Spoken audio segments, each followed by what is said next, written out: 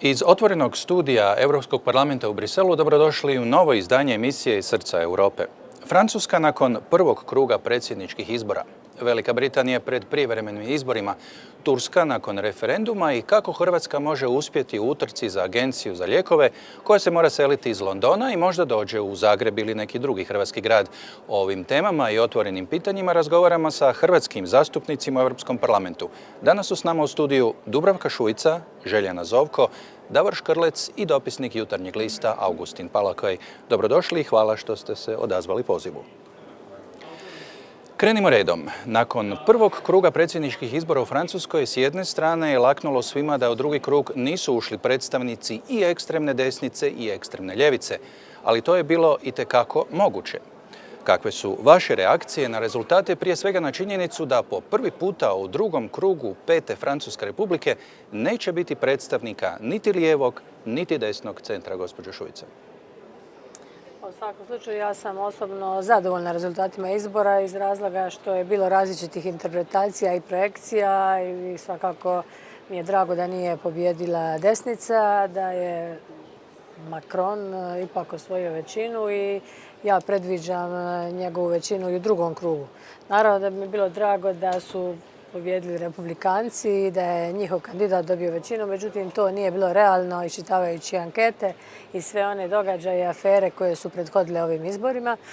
Ali u svakom slučaju očito su ipak francuski građani razumjeli koje bi bile katastrofalne posljedice ne samo za Francusku nego za Uniju i cijeli naš projekt da je pobijedila Le Pen. I ja jednostavno vjerujem da će se nakon drugog kruga građani Francuske okrenuti umjerenom centru što predstavlja Macron i pogotovo nakon što su i Hollande i Fillon i svi su pozvali na glasovanje za Macrona na način da su vrlo kulturno rekli da će njihov glas ići njemu. Isto tako i svi čelnici europskih institucija, komisije, Tusk, Juncker su čestitali, što nije baš bilo do sada uobičajeno, ali čestitali su Macronu na pobjedi u prvom krugu i ja jednostavno vjerujem da će Francuska ostati na pravom putu. Gospođo Zovko, vi ste bili veleposlanica u Parizu, poznajete vrlo dobro Francusku. Ovo nije prvi puta da je u drugom krugu ušao predstavnik ekstremne desnice. Kako vi komentirate ovaj prvi krug izbora i rezultate?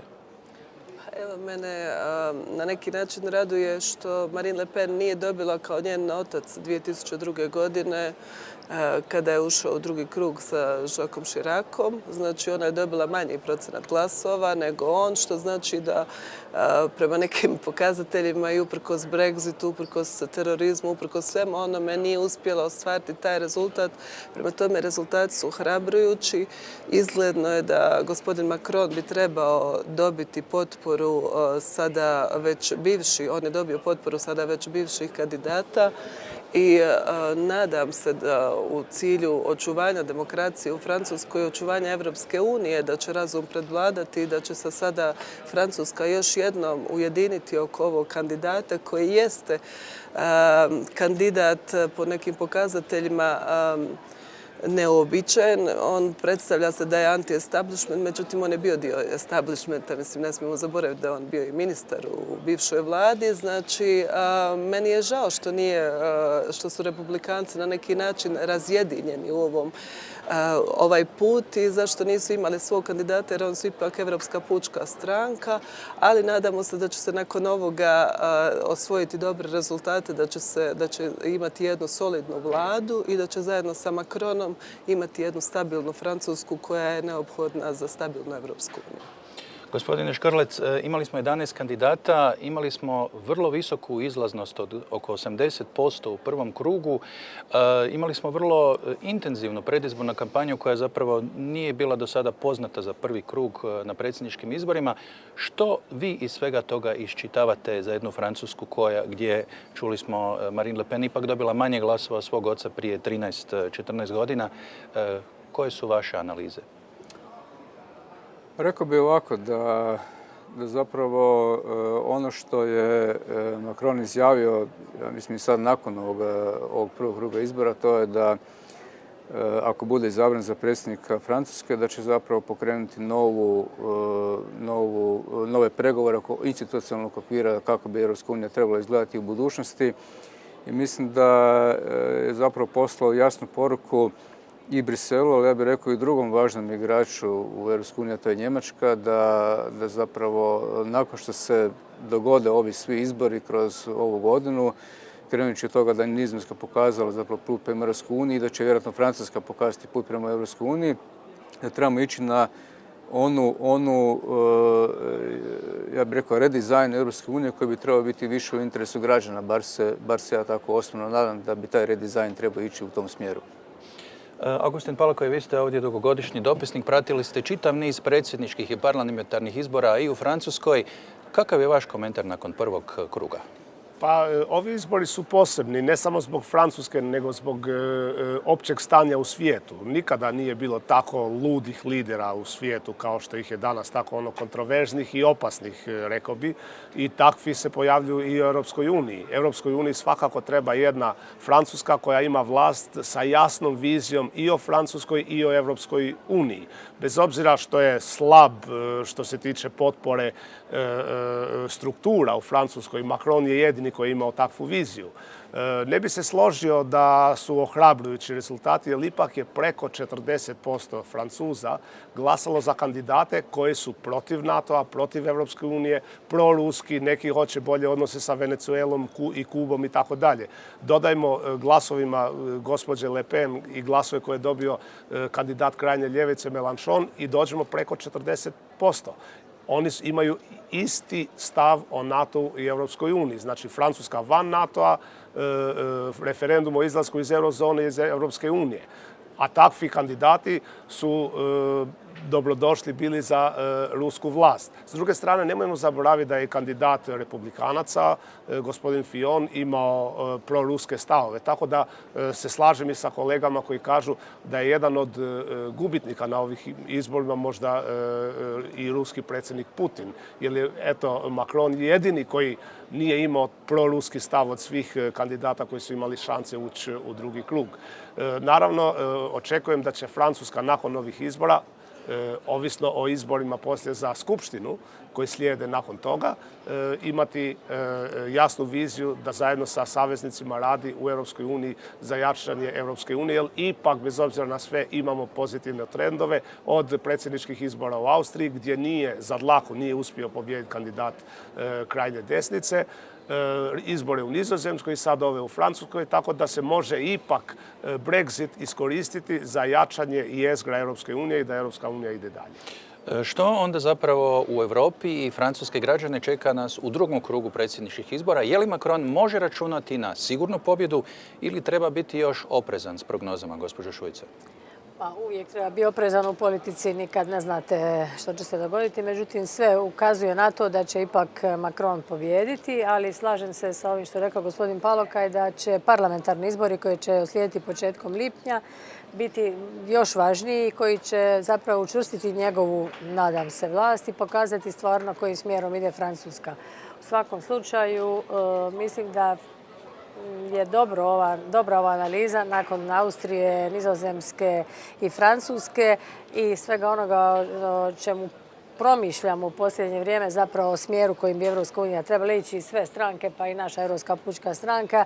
Zapravo ovo nas, moramo reći, odlazak Britanaca čini nas jačim, tjera nas na razmišljanje o viziji Europske unije. Ja vjerujem da će i Francuska tome bitno doprinijeti, jer bez Francuske zaista bi postala upitna uopće Europska unija.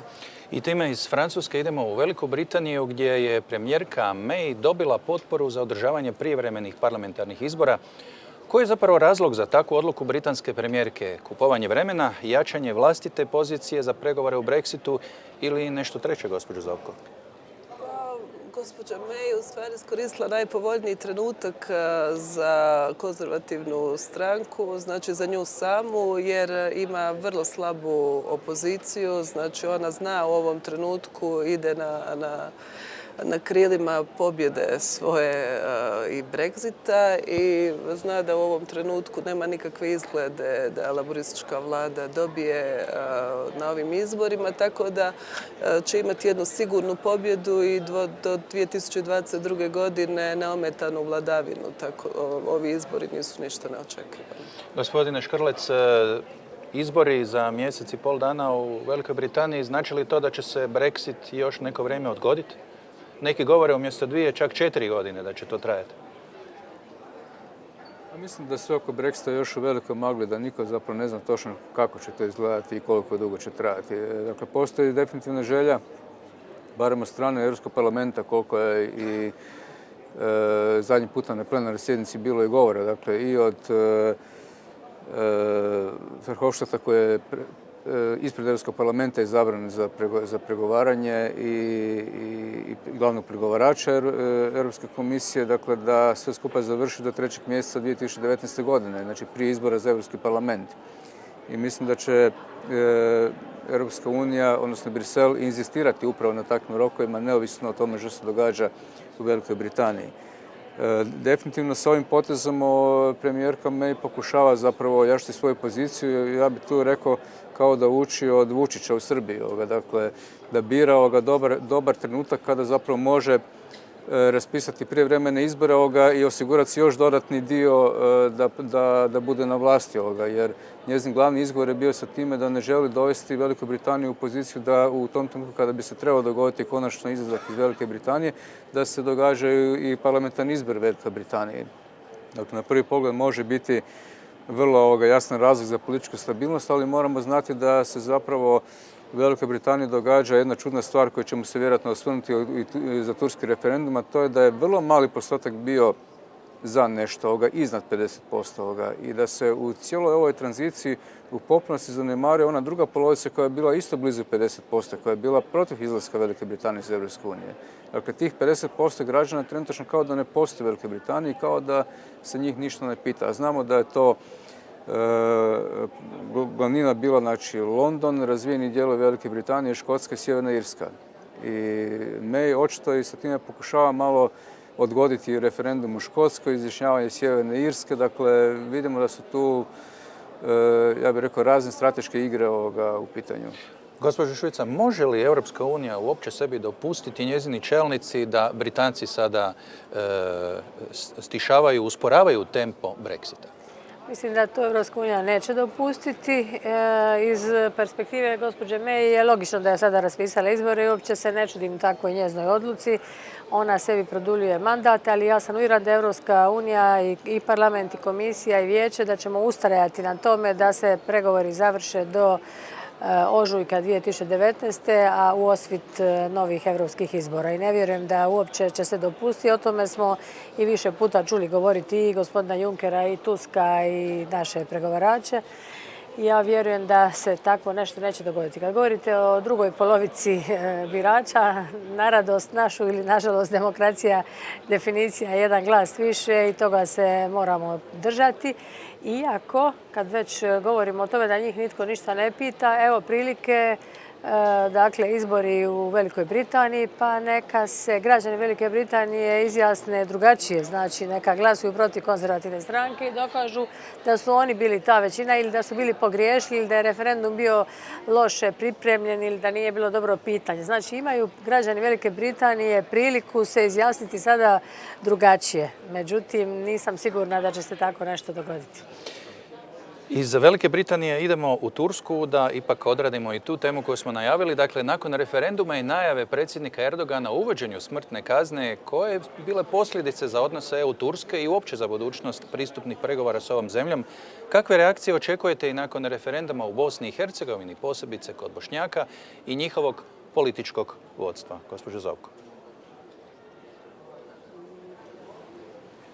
Referendum o smrtnoj kazni i oprostite...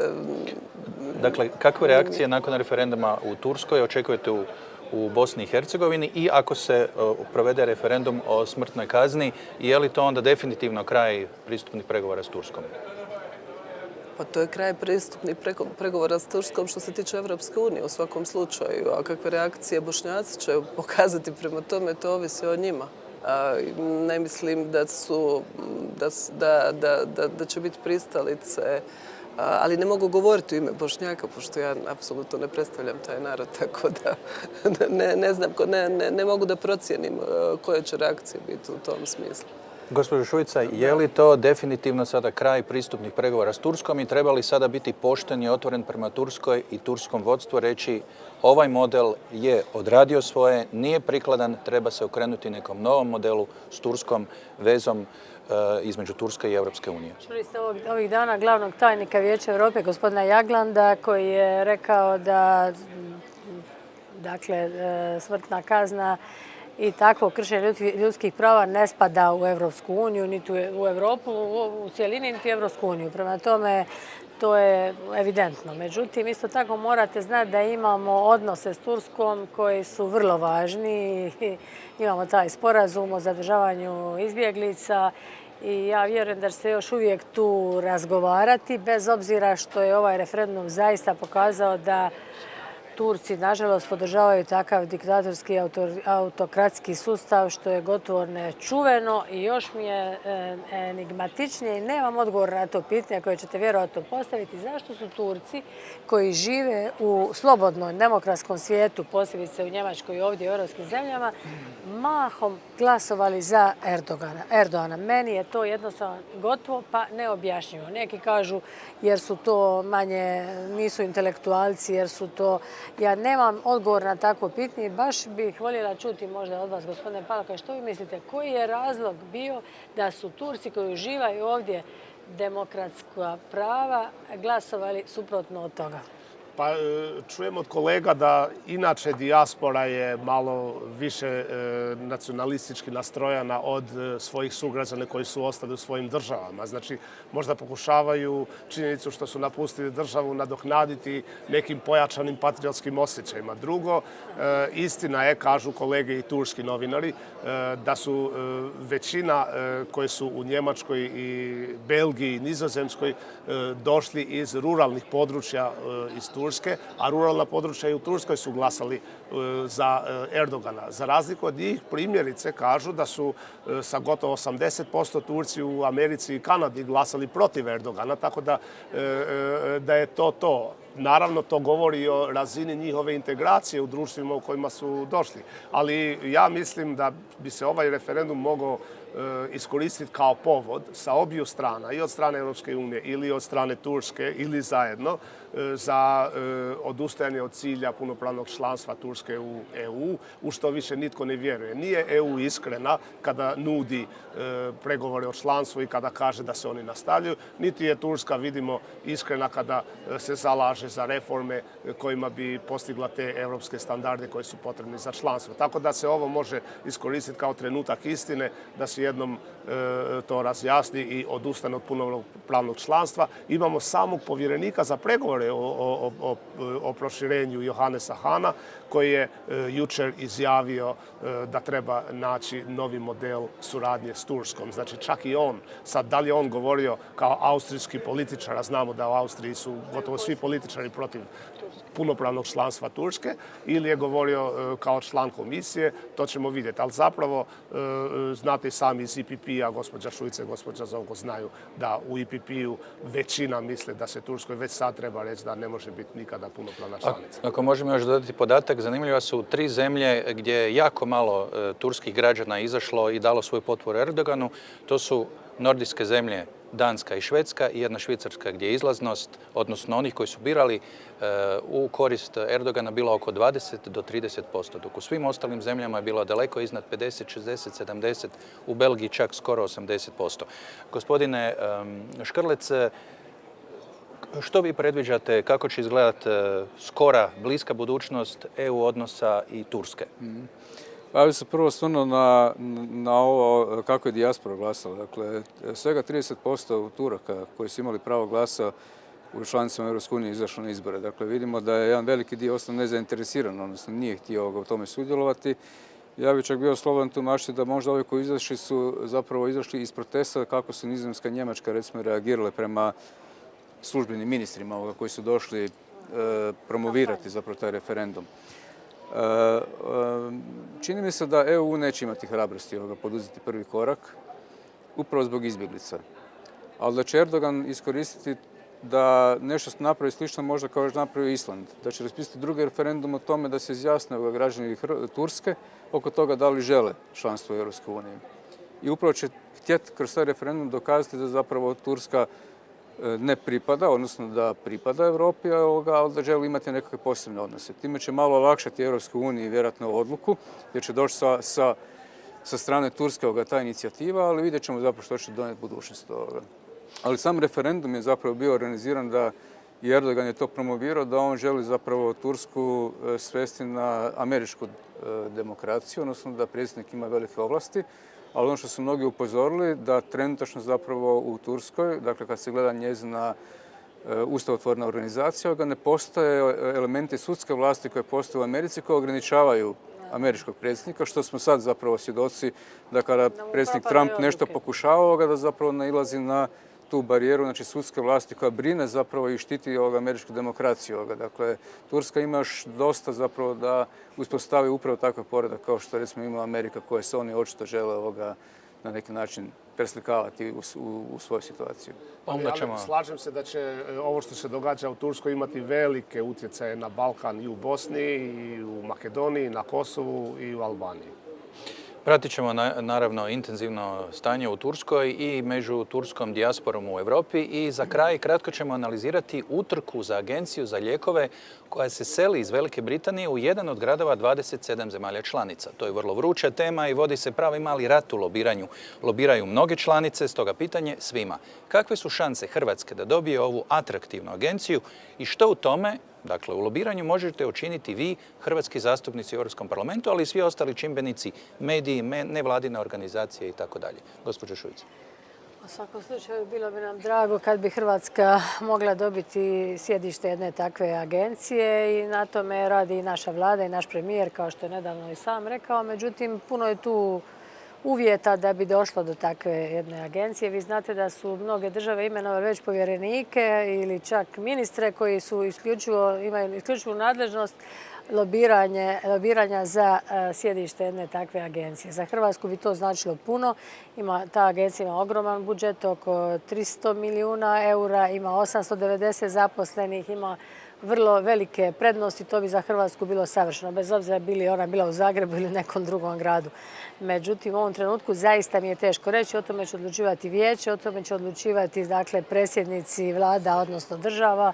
Sigurna sam da će se Hrvatska bitno založiti da dođe do toga, ali mi kao zastupnici isto tako možemo o tome govoriti i razgovarati i lobirati, ali u ovom trenutku ne mogu procijeniti kakva će biti sudbina sjedišta te agencije. Gospođo Zovko, vaš komentar, što biste mogli možda poduzeti? Pa ja vjerujem da vlada ozbiljno i premijer radi ozbiljno na tome, jer već druge vlade rade to tiho lobiranje već dugi niz mjeseci, tako da ja se ne bih željela miješati u neku tihu diplomaciju koja se vodi iza zatvornih vrata i ono što se uspije ostvariti, veliko je natjecanje, velike zemlje su u pitanju. Ukoliko bude uspjeh i što bude traženo od nas, mi ćemo svakako učiniti, ali ovo je preozbiljan posao da bi neko solirao i radio neki sa sebe sam. Gospodine Škrlec, to bi bio i veliki korak naprijed i za hrvatsku znanstvenu zajednicu. Ja sam odmah poslije rezultata referenduma u Velikoj Britaniji i javno progovorio o tome da bi hrvatska vlada trebala vrlo brzo lobirati za interese Hrvatske da ta agencija dođe u Republiku Hrvatsku.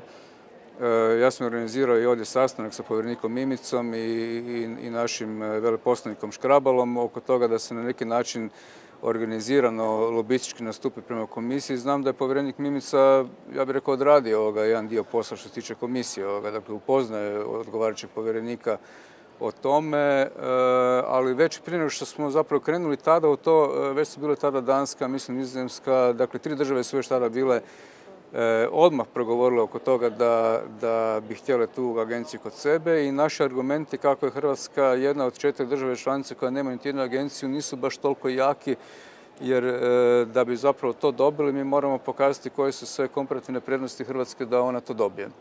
Dakle, mi to svakako imamo. Dakle, mi imamo tradiciju u farmaceutskoj industriji, imamo trenutačno i dosta jake farmaceutske kompanije.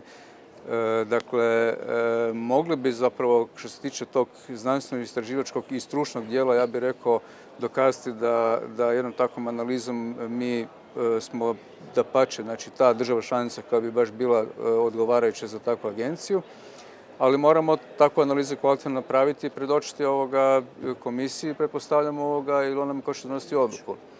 Sad, u kojoj smo stupnju došli u izradi takve studije, odnosno analize, to ne znamo vjerojatno, mislim, za to je vlada odgovorna i nadam se da ćemo imati, barem mi ovdje, nekakvu informaciju oko toga što se događa u tom procesu. Završnu novinaru, je li možda jedan od malo jačih argumenta da imamo najnoviju zračnu luku u Zagrebu, u Europi?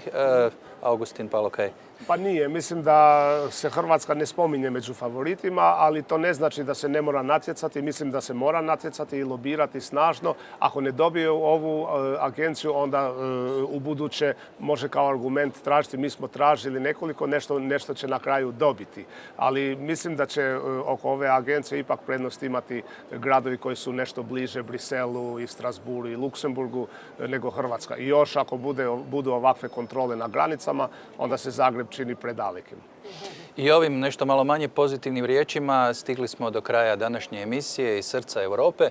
Zahvaljujem na pozornosti vama i dolasku u studio gostima. To su danas bili hrvatski zastupnici u Europskom parlamentu Dubravka Šuica, Željana Zovko, Davor Škrlec i dopisnik Jutarnjeg lista Augustin Palokaj. Ja sam Ana Legović. Do skorog javljanja u novom izdanju iz Srca Europe. Pratite Hrvatsku, pratite Europu, pratite nas iz Srca Europe.